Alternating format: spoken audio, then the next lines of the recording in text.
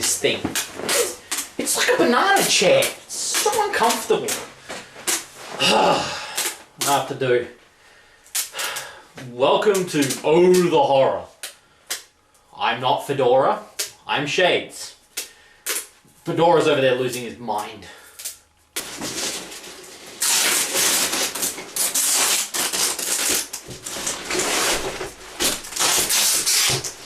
You know ghosts can go through walls, right?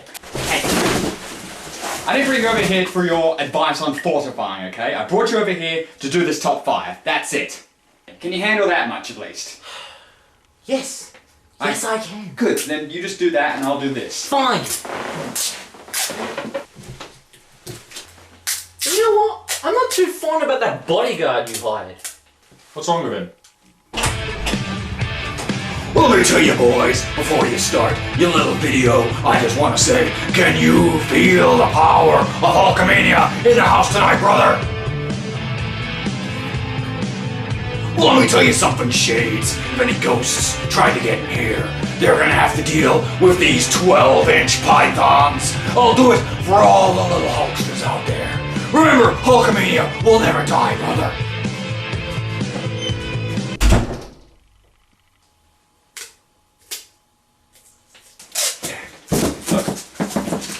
Just read these word for word. Yeah. Read it word for word. I can read it word for word. You can read? Oh, you're smarter than I thought. Get back to doing whatever you're doing, you kook pot. Here's Fedora's top 5 ladies in horror. Number 5. Mary Lou Maloney from Prom Night 2. Yeah, that's right. I'm only counting the Prom Night 2 version. I know she was also in Prom Night 3, but since she was basically a completely different character and how fucking insane that movie is. Anyway, I think it warrants its own episode. Mary Lou Maloney was the queen bee of Hamilton High School. She defied authority, slept with any guy she wanted, and then ditched him just as fast. During the 1957 prom where she was elected queen, she was accidentally set on fire by a jealous ex-boyfriend. But 30 years later, her spirit returns and possesses the body of the main character Vicky, for revenge against her murderers and anyone else who gets in her way, once again becoming prom queen. Mary's ghostly powers include telekinesis, teleportation, hallucinogenic abilities, not unlike Freddy's within the dream world. Mary Lou Maloney, she'll not only break your heart, but everything else in your body. There's no God, buddy. And there's no heaven. Heaven, you listen to your anyway. And do you know what pissed me off the most? No fucking wings. Number 4. Tiffany Ray from Child's Play. As mentioned in Fedora's review of Bride of Chucky, Tiffany was Charles Lee Ray's old girlfriend, and quite the psychotic killer herself.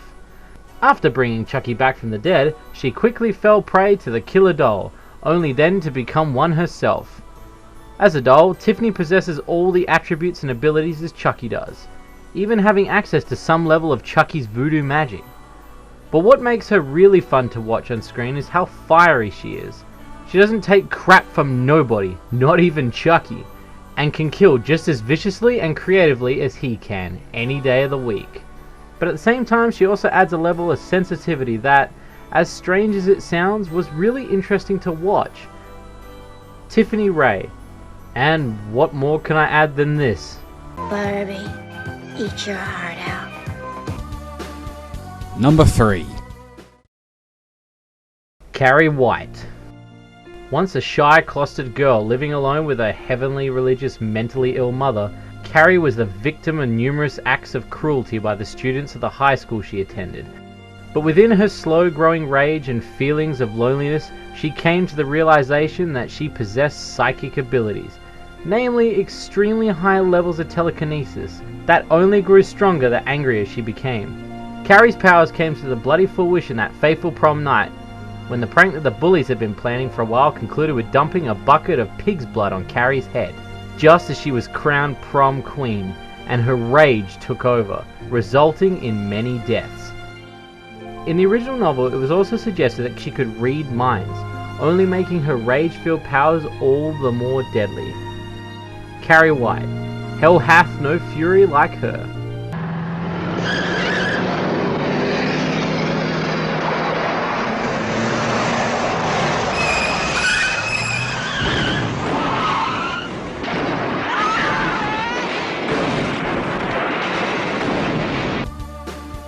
Number 2. Annie Wilkes from Misery. Annie is not a ghost, not a demon, and has no supernatural abilities at all.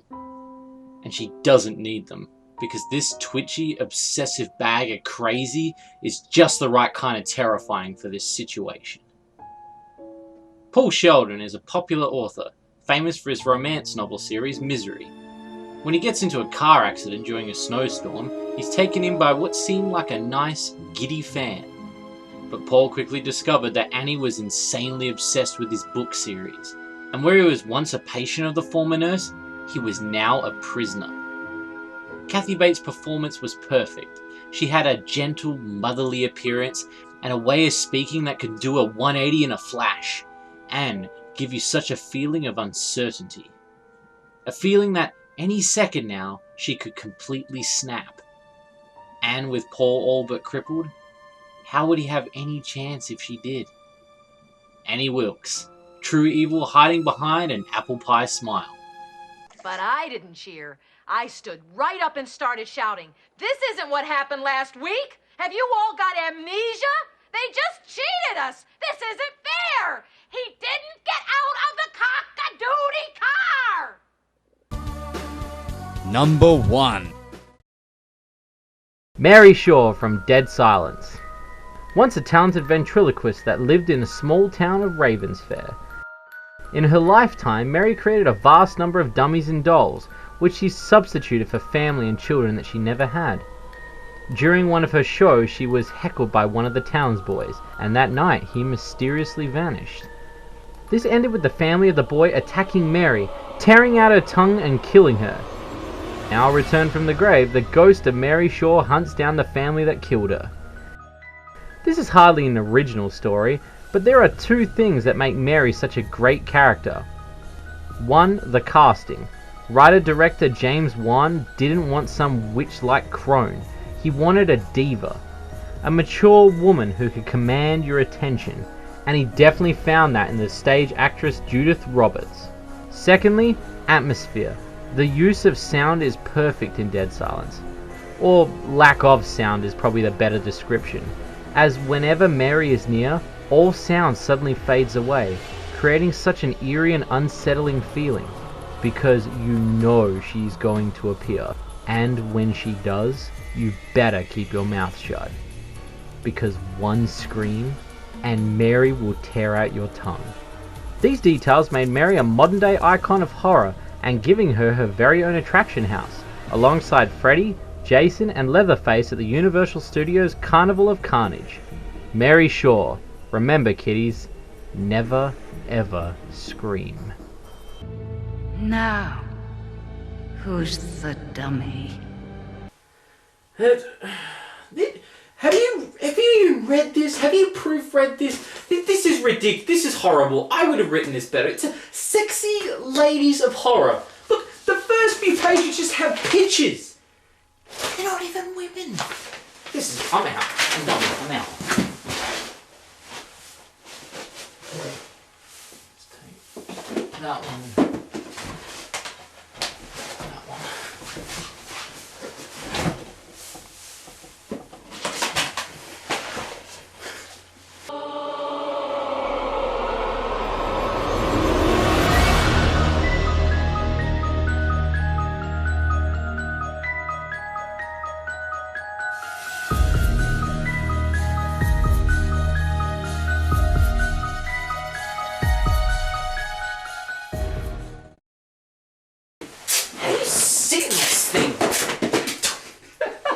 Sorry.